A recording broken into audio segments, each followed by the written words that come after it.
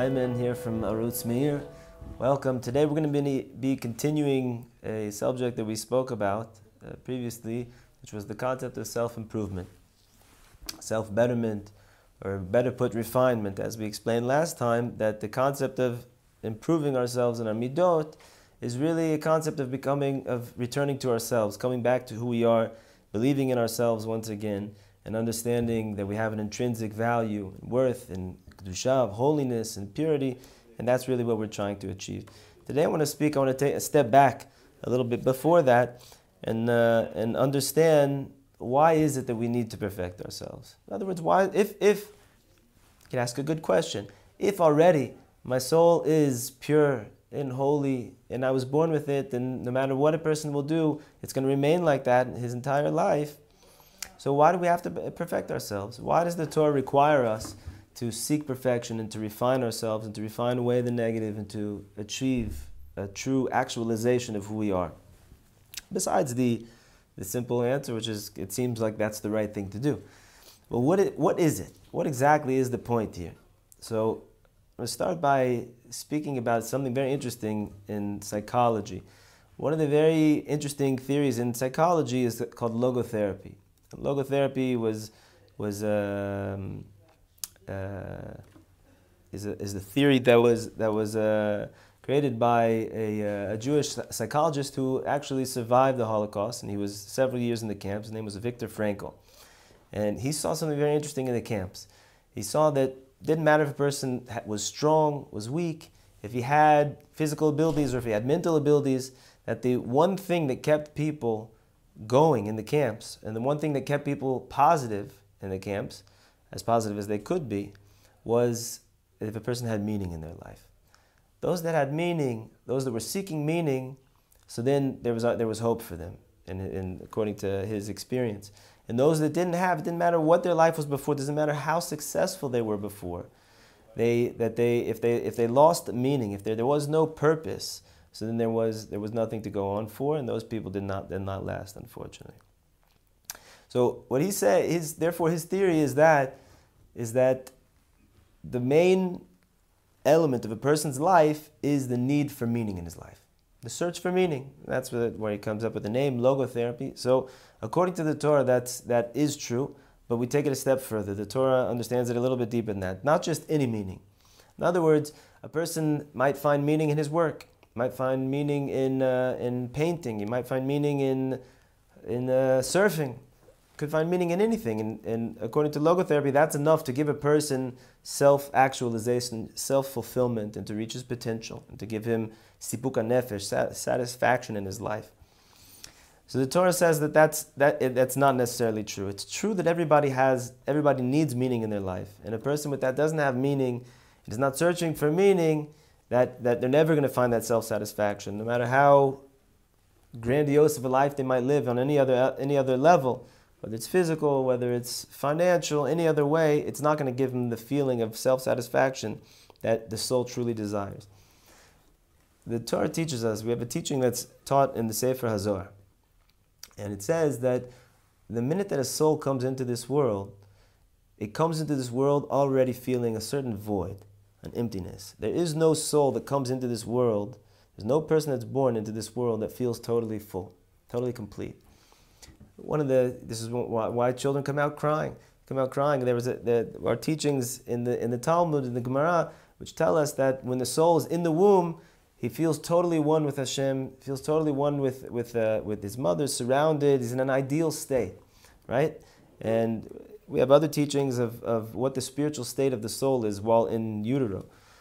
But once a person is born into this world, there's a feeling of lack, there's a feeling of neediness, of clinging. That's why for years, children are in such great need of their mother, their father, their parents, of adults to take care of them. But it goes beyond just their physical needs. That really there's a void in the soul, right? So we spoke about last time that the soul, the essence, the most essential point of the soul, which in Chassidut they call the pintelayid, that point of the Jew inside of him, the point of essence of his soul inside of him, right? We said that that's a chelek elokam ima.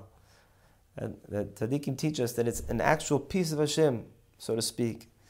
right? In other words, it's total connection with Hashem, that part of the soul. And then there's the other parts of the soul and the other parts of our life, which are not necessarily that point of essence. And that's what we spoke about last time, is the actions and the behaviors that we might have, which even though we might live our whole life with them, they don't necessarily reflect or express who we truly are. They don't express our essence. Now, the fact that our essence is a part of Hashem, and we're sent into this physical world and a physical existence, where everything in this life kind of masks that. It's hidden from us, just like the tzaddikim teach us. They'll teach us that the word olam for world is related to the word helem, of hiddenness, that Hashem is hidden in this world. The whole reality that we live in is that Hashem is not apparent. God's presence is not clear to us. It's something that is something very fine, something very, very. In order to really be able to feel it, a person has to be a very internal person, very self-aware person, and a person has to be looking for the subtle clues, so to speak. Now, but since the soul comes into this world in physical existence, it feels a separation from its source. In other words, it undergoes this feeling of a dichotomy, a painful dichotomy.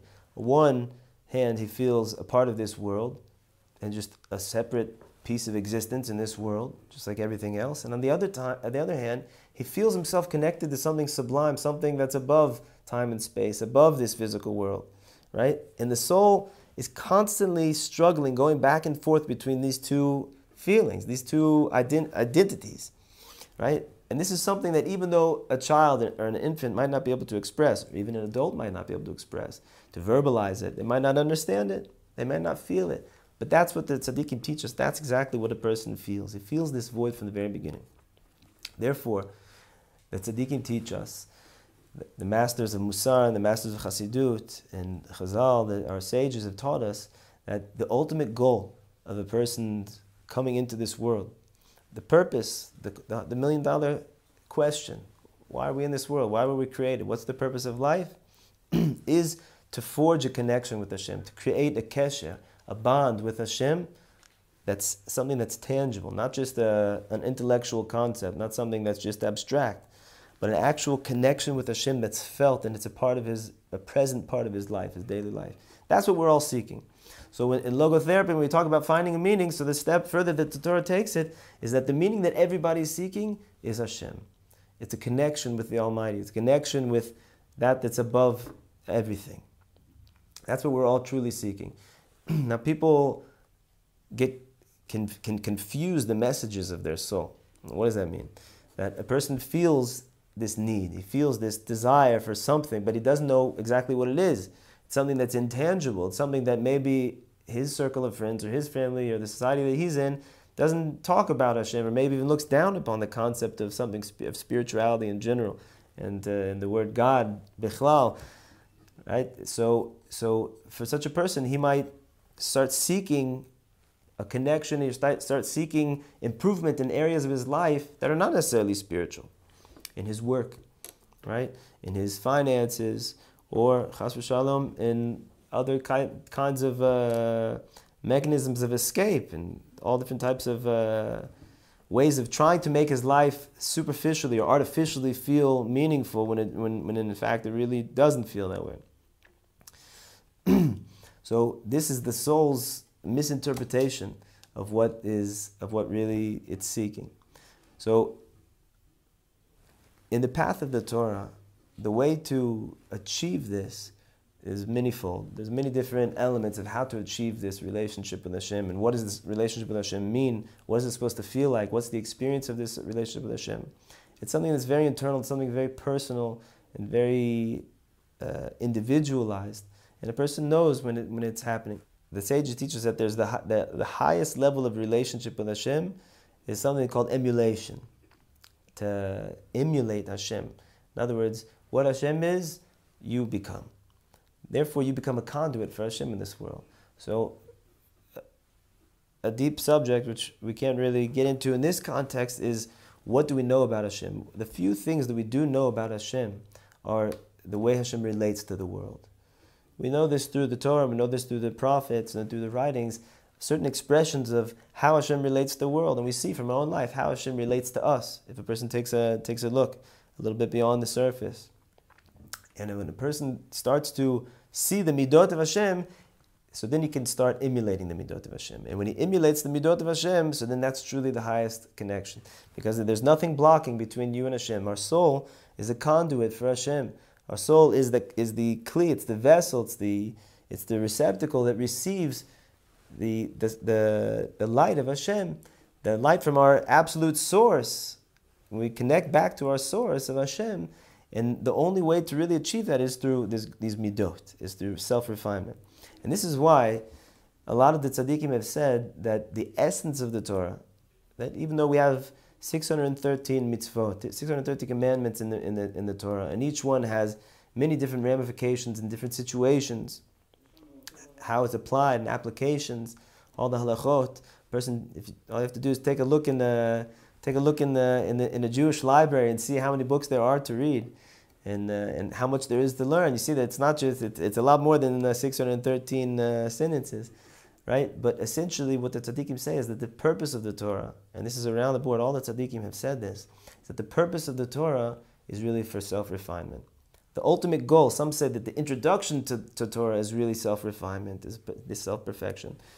And others say that the goal of the mitzvot and the goal of Torah study is that self-perfection. Because when a person does that, then he's going to finally be that conduit.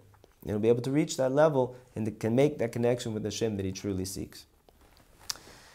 Therefore, if a person is studying Torah just in an academic way, he wants to understand what's written there, he wants to understand the historical background, and he wants to analyze in a certain way. So that's all very nice, but it's not really the point of the Torah.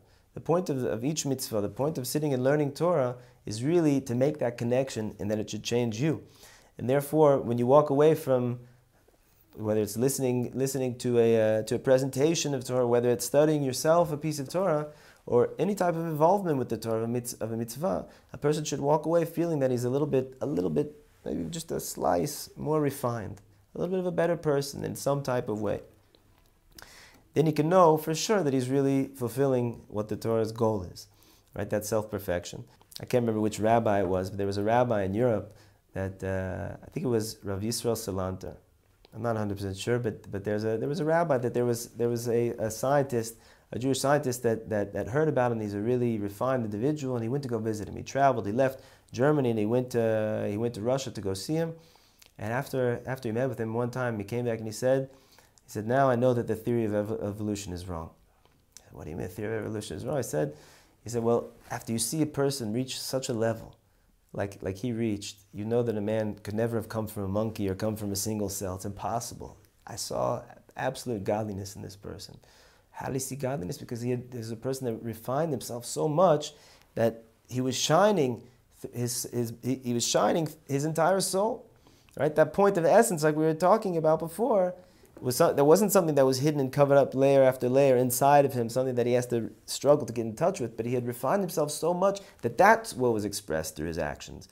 Every word that he said, every time that he made eye contact with the person, every action that he did was expressing that godly soul inside of him. And that's really the ultimate goal of the Torah, is to be expressing. This is what, when the prophet says that the Jewish nation is the Or Lagoim, it's we're the light unto the nations. What does it mean, the light unto the nations? And teach them laws, teach them interesting ways to live. It's all wonderful, but really the ultimate goal is to exude godliness, to exude soulfulness. And the person can only do that through this self-refinement.